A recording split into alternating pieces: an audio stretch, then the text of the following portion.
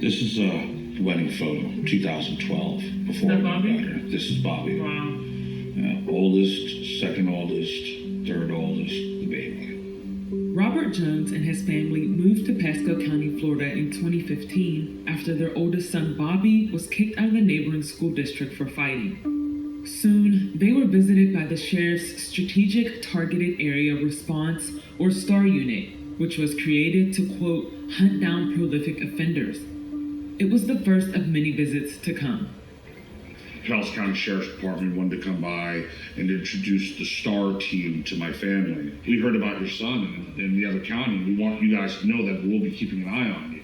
A few days later, deputies arrested Bobby, claiming they'd found sandwich bags with trace amounts of weed during their first visit. He was 15 at the time. Bobby was acquitted of the charges, but then the sheriff's office seemed to turn their focus to Robert. They started coming every day, 3, 4, 5. They didn't even wait for me to come home. They'd come home early when my kids were home and bang on the windows and doors and, where's your dad at? Where's your brother at? Robert says the STAR team started ticketing him for things like his grass being too high or his address being hard to see from the street. Well, the numbers aren't very visible from the roadway because of the lights in the way. It has a 0 on it, but still, I think I can go with that because the lights in the way. But then, he alleges, they'd hold on to the tickets and arrest him for failing to appear at his court date. Over 6 months, he was arrested 5 times. The arrests only stopped when he packed up his family and fled the county. Then last year, Robert found out he and his family weren't alone. A recent investigation by the Tampa Bay Times revealed the Pasco County Sheriff's Office is listing more than 400 at-risk students as potential future criminals. The Tampa Bay Times investigation found that the Pasco County Sheriff's Office has maintained a secret database of people they think are likely to break the law, calling it intelligence-led policing.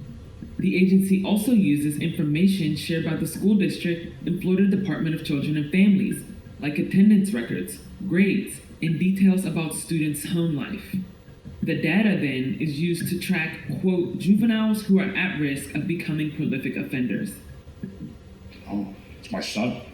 Calling him? Yeah. Got my phone off the camera.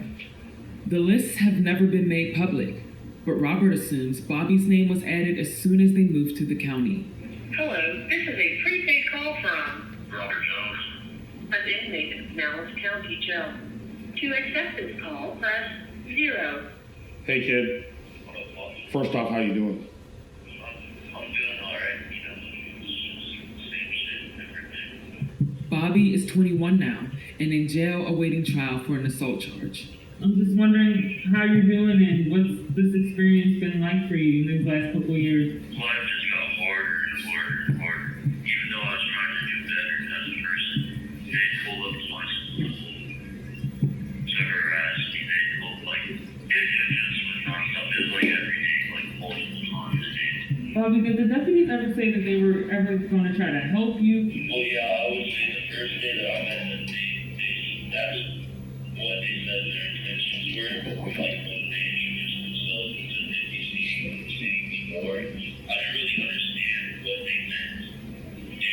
And as time went on, I realized what their true intentions were. Robert is part of a lawsuit against Pasco County Sheriff Chris Nacco. All 4 plaintiffs are alleging harassment and claim the program violated their constitutional rights during search and seizures. Sheriff Nacco has denied the claims, defended the constitutionality of the IOP program, and moved to dismiss the case. The school district is also facing backlash for its part in the IOP program. This spring, a coalition of parents and national civil rights groups joined together to push the district to stop sharing information with the police indefinitely. I had one student one year every day he wrote on a sticky, and I legit helped every single sticky. Some of these things are over 6 years old. They're right? over 6 years. They're over 10 years old. Some of these things. Brittany Powell, a member of the coalition and former teacher in the school district, witnessed firsthand how detrimental the program has been for students. So when you were working in the Pasco County School District, What was your knowledge of this program, and did you even know that it existed when it came to your own students?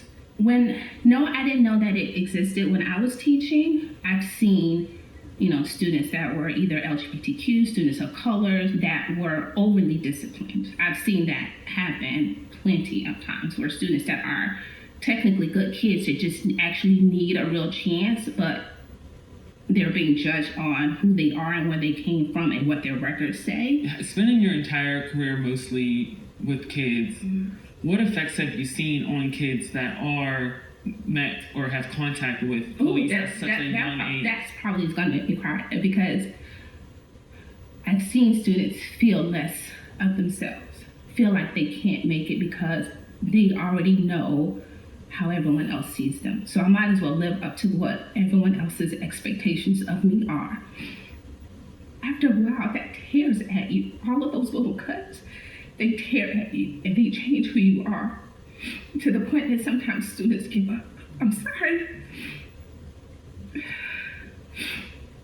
So that's why, even though I'm not there in the classroom, I can't stop fighting for them. Superintendent Kurt Browning has said publicly that he was unaware the sheriff's office was using school data to identify students as future criminals. We tried to speak with him about these claims, but he denied our request for an interview. After months of pressure, the board did agree to stop sharing private data with school resource officers for now, without saying what's going to happen next school year. It wasn't enough to satisfy the coalition or to stop the U.S. Department of Education from investigating the district. Earlier this spring, they started looking into whether the school violated FERPA, a federal privacy law which prohibits students' records from being shared. The district said in a statement that all contracts with the sheriff's office include, quote, safeguards for the proper use of student information. But the national privacy groups in the coalition say those safeguards don't adequately protect students' rights, and the program itself is racist. When parents or students have no idea whether they're on the list, you end up not being able to have due process to be able to challenge the information that's being used to say that they are going to become prolific offenders. And even if the information is correct, we know that there is massive implicit bias. And so the data is likely skewed. It likely has many more Black and brown students than it does white students. Can you talk about what some of those violations were in this program? There is about 20,000 names sent from the school district to the sheriff's office. It sounds like on a routine basis. The minute that those 20,000 student names were sent over to the sheriff's office, that's a FERPA violation. Flat out. The sheriff's office said NACO was unavailable for an interview, but sent a statement saying the prolific offender program does not use an algorithm to predict criminal behavior and, quote, only considers an individual's criminal history and does not use any additional factors. They also say that previous reporting conflated several unrelated issues, like probation checks and code enforcement issues, but that prolific offender checks are meant to provide people with resources. So tell me about this wall of faces. Who are we looking at here? Current or former Pasco Sheriff's Office employees. But former narcotics officer Chris Starnes says that's not what he saw during his 20 years with the agency. It says wall of shame. This is mostly heads of departments and bureaus. Mm-hmm. Do you still have a relationship with anybody here? Not a single one. I've been completely ostracized from the entire agency.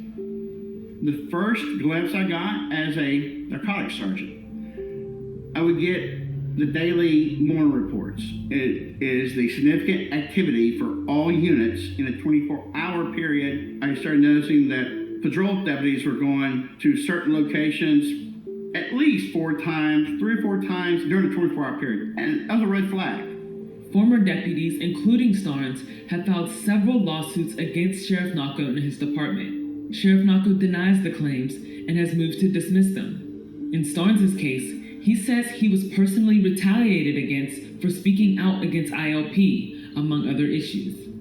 I had a problem with it because even if the person was doing multiple crimes, why would we keep going back over and over again, over and over and over again? Were they going back with warrants? No, it's knocking on the doors. A lot of these tactics is being labeled as harassment. Do you agree with that assessment? Yes, it is. And it's sad because I do believe that intelligence-led policing can be beneficial work, but the way it's happened there, no, it's harassment. It's egregious. It's disgusting.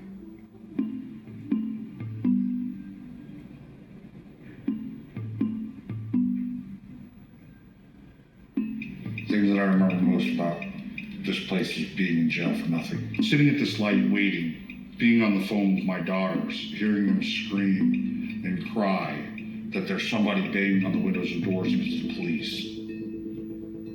This is the grass they said you kept uncut? This is it, yeah, this is it. And that's what they are getting me for. Literally, oh yeah, there's some overgrown grass. What would justice look like for you at this point? I mean, I'd like my name cleared. I'd like my son's name cleared. I fought hard for what little bit I have. You know, I mean, tangible items. Now, your character? How do you get that innocent back? That character is what follows you forever.